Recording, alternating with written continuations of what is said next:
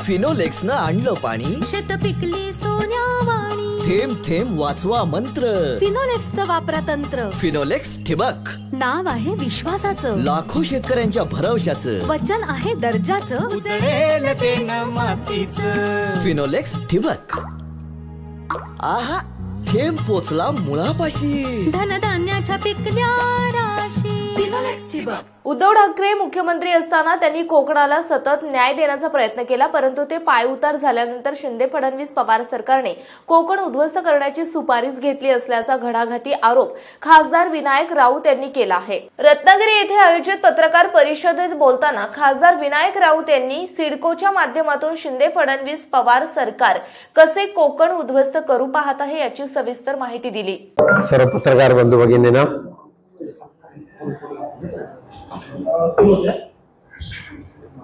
मागच्या काही वर्षापासून म्हणजे पक्षप्रमुख माननीय उद्धवजी ठाकरे हे मुख्यमंत्री पदावरून पायउतार दूर झाल्यानंतर महाराष्ट्राच्या सत्तेवर आलेल्या शिंदे सरकारने आणि भाजपा सरकारने सातत्याने कोकणावर अन्याय करायचं जाणून बुजून ठरवलेलं आहे. अगदी उदाहरण द्यायचं झालं तर माननीय मुख्यमंत्री उद्धवजी ठाकरेंच्या कारकिर्दीमध्ये कोकणच्या सिंचनाचा आणि पिण्याच्या पाण्याचा प्रश्न सोडवण्यासाठी अनेक ठिकाणी लपाच्या योजना मंजूर केल्या होत्या, त्यांना स्थगिती दिली. पर्यटन मंत्री आदित्यजी ठाकरे यांच्या माध्यमातून कोकणाच्या अनेक पर्यटनाच्या योजना मंजूर केल्या होत्या, त्यांना स्थगिती दिली. त्यानंतर अगदी मागच्याच आठवड्यामध्ये संपूर्ण कोकण किनारपट्टीवरच्या जे 4 जिल्हे आहेत महत्वाचे, पालघर, रायगड, रत्नागिरी आणि सिंधुदुर्ग, ह्या 4 जिल्ह्यातल्या 1635 गावातील 6,42,000 हेक्टर एवढ्या जमिनीवर वसलेले जे गाव आहेत त्या गावावर सिडकोचं प्राधिकरण लादून त्या गावातल्या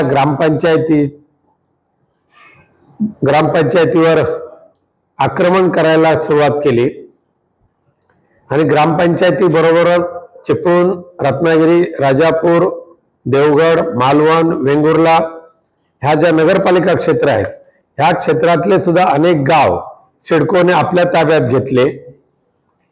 सिडको आल्यानंतर काय दुष्परिणाम होणार आहे मागच्या प्रेसमध्ये मी आपल्याला सांगितलंय, त्यामुळे ते इथे मी रिपीट करत नाही. परंतु मी धन्यवाद म्हणेन आपणा सर्व पत्रकार मंडळींना की सिडको प्राधिकरणाचं येणारं आक्रमण कोकण आणि त्यामुळे कोकणच्या दैनंदिन सामाजिक, राजकीय, सांस्कृतिक या सगळ्याच विकासात्मक दृष्टिकोनातून होणारे विपरीत परिणाम याची आपण गांभीर्याने दखल आपण सुद्धा घेतली. आपल्या वर्तमानपत्रामध्ये त्याबाबतची जनजागृती केली आणि सुदैवाने कोकणवासियांना सुद्धा त्याची जाण झाली. अनेक कोकणातल्या ग्रामपंचायतीच्या ग्रामसभांनी त्या विरोधात आवाज उठवला. कोकणामध्ये राहणारे जे जाणकार अभ्यासू मंडळ आहेत त्यांनी त्याच्या विरुद्ध आवाज उठवला आणि मग कोकणचा रोष थांबवण्यासाठी केवळ तोंडी ही अधिसूचना आम्ही रद्द करतोय अशा पद्धतीचं कुठेतरी सारवासारव करायचा राज्य शासनाने प्रयत्न केला. दापोली येथील सदानंद कदम यांच्या साई रिसॉर्ट बाबत न्यायालयाने जे ताशेरे ओढले आहेत त्याची माहिती खासदार विनायक राऊत यांनी पत्रकार परिषदेत बोलताना दिली आणि विविध विषयांवर संवाद साधताना भाजप आणि शिंदे सरकारवर जबरदस्त प्रहार केला. रत्नागिरीच्या पालकमंत्र्यांनी काहीतरी पोलखोल करायचा प्रयत्न केला होता. फार किंमत देत नाही मी त्यांच्या स्टेटमेंटला, परंतु आजही सिडको प्राधिकरणाचं जे संकट आहे कोकणवरचं हे परिपूर्ण दूर झालेलं नाही. केवळ आणि केवळ वर्तमानपत्राने लोकांच्या रोषाला सामोरं जाऊ नये म्हणून आम्ही त्याला स्थगिती देतो असं कोणीतरी तोंडी बोललं त्याला काही किंमत देता येणार नाही ते.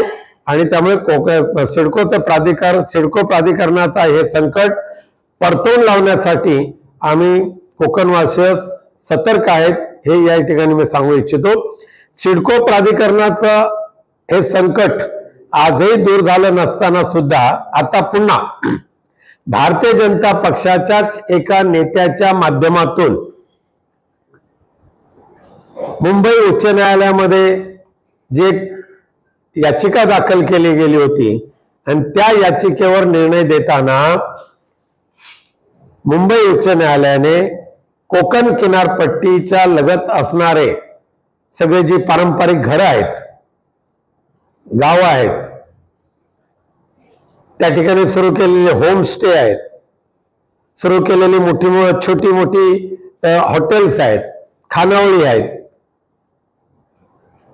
या सर्वांवर आता भारतीय जनता पुरस्कृत हातोडा मारला जाण्याची शक्यता निर्माण झालेली आहे.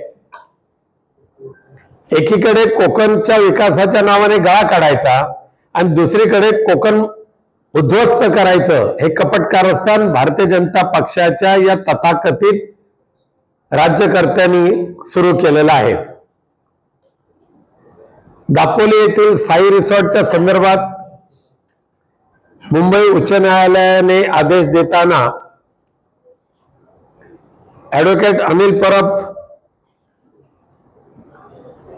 यांनी त्या ठिकाणी न्यायालयाच्या समोर जे निदर्शनास आणलं त्या अनुषंगाने सदानंद कदम यांच्या संदर्भात जो निर्णय दिलेला आहे तो निर्णय देत असताना न्यायालयाने स्पष्ट चिंता व्यक्त केलेली आहे की उद्या हे तुमच्याकडे आल्यानंतर हे सगळी कारवाई बंद होईल.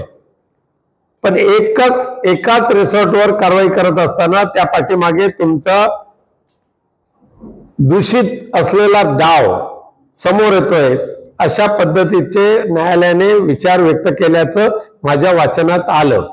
परंतु हे करत असताना सुद्धा न्यायालयाने कोकण किनारपट्टीवरच्या या सगळ्या CRZ अंतर्गत येणाऱ्या उपजीविकेची जी साधनं जी कोकणवासियांनी निर्माण केलेली आहेत त्याचा अहवाल मागवायला न्यायालयाने आदेश दिलेले आहेत. मला भीती एकच आहे, वर्षानुवर्ष कोकण किनारपट्टीवर असणारे हे घर, त्या घरामध्ये त्यांनी स्वतःच्या उपजीविकेसाठी निर्माण केलेली होमस्टे, घरामध्ये चालविले जाणाऱ्या खानावळी, छोटी मोठी हॉटेल्स, उद्योग, छोटे व्यवसाय, ह्या सर्वांचं जर जंत्री संबंधित डिपार्टमेंटने न्यायालयाला सादर केली आणि CRZचं कारण दाखवून जर त्याच्यावर कारवाई करण्याचे आदेश जर मुंबई उच्च न्यायालयाने दिले तर संपूर्ण कोकण विभागातील किनारपट्टी लगतचे हजारो नव्हे तर लाखो गावकरी, लाखो ग्रामस्थ, लाखो उपजीविका करणारे तरुण बेरोजगार हे खूप मोठ्या त्यांच्या संकटाला सामोरं जावं लागेल. त्यांचा व्यवसाय पूर्णपणे उद्ध्वस्त होईल. म्हणून भारतीय जनता पक्षाचे जे नेते आहेत किरीट सोमय्या यांनी आता कोकण किनारपट्टी नव्हे तर संपूर्ण कोकण उद्ध्वस्त करण्याची सुपारी घेतली का अशी शंका मनामध्ये येते.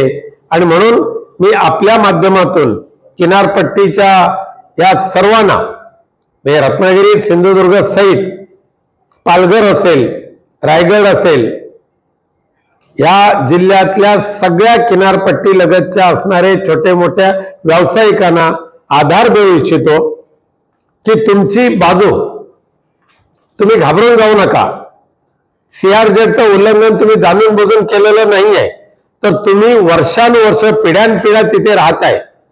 इतर धनिकांनी जसं आक्रमण केलं तसं तुम्ही केलेलं नाहीये.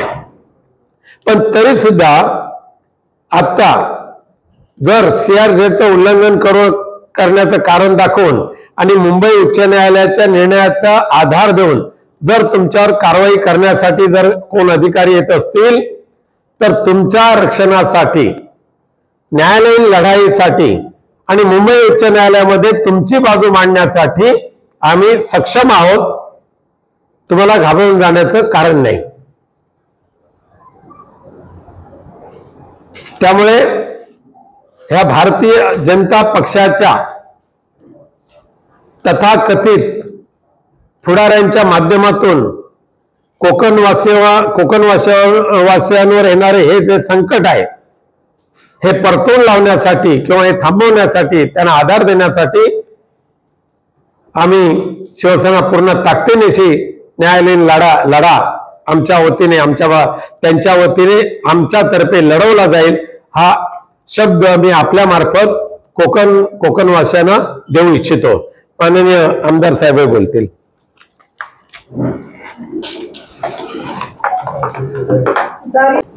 याबाबत आमचे पक्षप्रमुख उद्धवजी ठाकरे साहेबांनी सुद्धा आता अनेक वेळा सांगितलेलं आहे की ज्या वेळेला सध्याचे पंतप्रधान नरेंद्र मोदी साहेब यांची त्यावेळच्या परिस्थितीमध्ये त्यावेळच्या भाजपाच्या नेतृत्वाकडून हकालपट्टी होणार होती.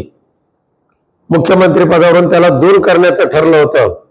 राजधर्म का पालन करे असं तत्कालीन पंतप्रधान आदरणीय वाजपेयी साहेबांनी संसदेमध्ये सांगितलं होतं. त्यावेळेला नरेंद्र मोदी साहेबांच्या साठी धावून जाणारे एकमेव हिंदू हृदय सम्राट बाळासाहेब ठाकरे होते. आणि एक ना एक दिवस मी हिंदुत्वाच्या नावावर सुद्धा निवडणूक लढून जिंकून दाखवेन असं ज्या वेळेला बाळासाहेबांनी सांगितलं त्यावेळेला ह्याच भाजपाचे नेते कुत्सितपणे हसत होते.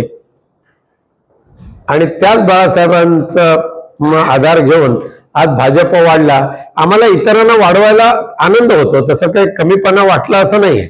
पण ज्या पद्धतीने आज त्यांनी उपकारकर्त्याचे अपकाराने परतफेड करायची ठरवली, हे नियती नाही माफ करणार त्यांना. चालेल, धन्यवाद. नाही, असं आहे, सिडको नेमलं म्हणजे जिल्हाधिकाऱ्याचे अधिकार कमी होतात असं नाहीये. पण त्या सिडकोच्या GR मध्ये स्वतःचे DC रूल तयार करण्याचा जो त्यांचा अधिकार आहे, स्वतःची विकास नियंत्रण नियमावली तयार करण्याचा अधिकार आहे, स्वतःचं रिझर्वेशन टाकण्याचा त्यांना दिलेला अधिकार आहे. या अधिकाराचा दुरुपयोग 100% होणार. आणि आता आजपर्यंत मुंबई हायवे होता, त्यानंतर कोकण रेल्वे होती, आता कोस्टल रोड होऊ घातलेला आहे. त्यामुळे त्या लगतची जमिनी सुद्धा अशा पद्धतीने हडप करायची अधिग्रहित करून, हा कुठे डाव दिसून येतोय. या, धन्यवाद. महाराष्ट्रातील तसेच कोकणातील महत्त्वाच्या बातम्या पाहण्यासाठी कोकण 24 तास न्यूज चॅनलला YouTube वर सबस्क्राईब करा आणि बेल आयकॉन प्रेस करा.